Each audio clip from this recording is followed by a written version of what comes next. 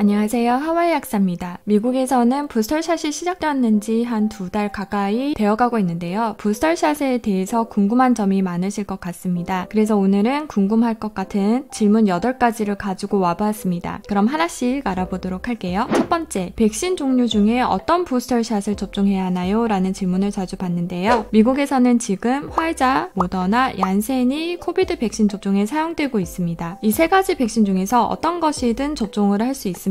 본인의 선호도와 건강 상태 혹은 접종 후에 염려되는 부분이 있다면 고려해서 원하는 것을 선택해 부스터샷을 접종하면 됩니다. 이 말은 이 3가지 백신이 교차 접종이 가능하다는 말이고요. 걱정되는 부분이 있다면 의사와 충분한 상담을 하시고 가장 적합한 백신을 선택해서 접종하도록 합니다. 두 번째, 얀센을 접종한 사람은 부스터샷을 접종할 수 있나요? 라는 질문입니다. 네, 있습니다. 화이자와 모더나 부스터샷은 얀센에 비해 좀 더 잘 알려져 있고 잘 알고 계시는 분들이 많으실 텐데요. 의외로 얀센 접종을 하시는 분들 중에서 본인이 부스터샷 접종 대상자인지 언제부터 접종이 가능한지에 대해서는 모르시는 분들이 많은 것 같습니다. 얀센 접종을 한 사람의 부스터샷 기간은 화이자나 모더나 접종한 사람들과는 조금 다릅니다. 화이자와 모더나는 1, 2차 접종 후에 적어도 6개월이 지나야 부스터샷이 가능하고요. 얀센을 접종한 사람은 18세 이상이고 얀센 접종한 지 적어도 2개월이 지났다면 부스터샷을 접종할 수 있습니다. 국립보건원인 NIH의 데이터에 따르면요. 얀센을 접종한 사람이 화이자나 모더나로 부스터샷을 접종했을 때 얀센으로 부스터샷 접종을 했을 때보다 항체 생성이 훨씬 높다고 발표했습니다. 다만 CDC에서는 어떤 종류의 부스터샷을 권하는지에 대해서는 구체적으로 언급하지 않고 있습니다. 미국에서는 교차 접종이 가능하기 때문에 얀센을 접종한 분들은 화이자, 모더나 혹은 얀센 이 3개 백신 중에 하나를 선택해서 접종하면 되겠습니다. 세 번째, 청소년인 12세에서 17세도 부스터샷 접종이 가능한가요? 아닙니다. 지금 현재 부스터샷은 오직 18세 이상 연령대만 가능합니다. 네 번째, 얀센을 접종한 지 2개월이 훨씬 지났거나 화이자나 모더나 백신 접종을 한 지 6개월이 훨씬 지났는데 부스터샷 접종을 하기에는 너무 늦었나요? 라고 궁금해하시는 분들이 있는데요. 아닙니다. 이 기간이 훨씬 지났어도 부스터샷을 접종하면 됩니다. 코비드 백신 첫 번째 시리즈를 접종한 지 얼마 안 돼서 너무 일찍 부스터샷을 접종해도 항체 생성이 효과적이지 않다고 발표하고 있습니다. 그렇기 때문에 적어도 어느 기간이 지나고 부스터샷을 접종해야 한다고 말하고 있는데요. 그 기간은 얀센은 접종 후 적어도 2개월이 지나야 하고 화이자와 모더나는 접종 후 적어도 6개월이 지나야 부스터샷 접종이 가능합니다. 이 기간이 넘었다면 부스터샷 접종이 가능하고 아직까지는 이 기간 후에 얼마나 늦게까지 부스터샷을 접종해도 되는지 아닌지에 대해서는 정해진 것이 없습니다. 때문에 얀센이든 모더나 화이자든 CDC에서 말하는 이 기간이 적어도 지났다면 그 후에 얼마나 지났는지에 상관없이 부스터샷을 접종하면 됩니다. 다섯 번째, 모더나 부스터샷은 왜 절반의 양만 접종하나요? 모더나 측에서 FDA와 CDC에 제출한 데이터에 따르면요. 1, 2차에 사용되었던 100마이크로그램의 절반 양인 50마이크로그램으로 부스터샷을 접종해도 충분한 항체가 생성이 되고요. 면역을 효과적으로 강화시키고 변이 바이러스에도 효과적이라고 발표했습니다. 또한 접종 후에 느낄 수 있는 피로감, 두통, 몸살 등의 부작용을 감소시키기 때문에 절반 양인 50마이크로그램으로 부스터샷이 접종이 됩니다. 화이자, 모더나, 얀센 접종을 한 사람 누구든지 부스터샷으로 모더나를 선택했을 때 무조건 절반의 양만 접종하게 됩니다. 다만 예외가 있는데요. 면역 저하자 혹은 면역 억제제를 복용하는 사람이 3차 추가 접종을 할 때는 부스터샷처럼 절반 양이 아니고 1, 2차와 마찬가지로 온전한 양인 모더나 100마이크로그램을 접종하게 됩니다. 그래서 이 부분은 참고해 주시면 좋을 것 같아요. 여섯 번째, 부스터샷과 다른 백신인 예를 들면 독감주사, 폐렴 백신 혹은 대상포진 백신을 같은 날 함께 접종해도 되나요? 라고 궁금해하시는 분들이 있습니다. 네, 부스터샷과 다른 종류의 백신을 같은 날 함께 접종해도 됩니다. 다만 둘 다 같은 팔에 접종하지 마시고요. 각각 팔에 다른 백신을 접종하도록 합니다. 일곱 번째, 화이자와 모더나 백신 접종 후에 심낭염과 심근염 증상이 나타났었는데 부스터샷을 접종해도 되나요? 라는 질문인데요. 접종 후 심낭염과 심근염이 있으셨던 분들은 조금 주의를 하셔야 합니다. 증상 정도나 기간이 사람마다 다르기 때문에 이런 증상이 있으셨던 분들은 꼭 의사와 상담을 하시고 부스터샷을 접종해도 되는지 또 된다면 어떤 백신을 선택해야 하는지 충분한 상담을 거친 후에 접종을 하면 되겠습니다. 또 부스터샷을 접종한다면 이런 증상이 다 깨끗이 사라지고 괜찮아진 다음에 접종을 하도록 합니다. 여덟 번째 질문은 코비드 백신에서 말하는 기저질환은 어떤 것들인가요? 라는 질문인데요. 부스털샷 접종 대상자들 중에서 화이자와 모더나 접종한 사람들 중에 기저질환을 가진 사람들이 포함이 되어 있습니다. 그 리스트가 CDC에 나와 있는데요. 궁금해하시는 분들을 위해서 그 리스트를 알려드리도록 하겠습니다. 본인이 이 리스트에 속하는지 한번 체크해보시면 좋을 것 같으세요. 첫 번째 암, 두 번째 만성 신장질환, 세 번째 만성 간 질환을 갖고 계신 분들, 만성 폐질환. 이 만성 폐질환에는 중증도에서 중증, 천식, COPD 및 낭포성 섬유증, 폐고혈압이 여기에 속하고요. 치매, 당뇨가 있으신 분들, 당뇨를 가진 사람들 중에 여기에는 제1형, 2형이 다 포함되어 있습니다. 다운 증후군을 갖고 있는 사람, 신부전이나 고혈압, 심근병증과 같은 심장질환을 갖고 있는 사람, HIV에 감염이 된 사람, 우울증 및 정신분열증을 갖고 있는 사람, 과체중이나 비만인 사람, 임신을 한 사람, 흡연을 한 사람, 흡연에는 이전에 흡연을 했거나 지금 흡연 중인 사람이 다 포함이 됩니다. 지중해 빈혈에 겸상 적혈구병을 가진 사람, 고형장기 또는 조혈모 세포 이식을 한 사람, 뇌졸중 또는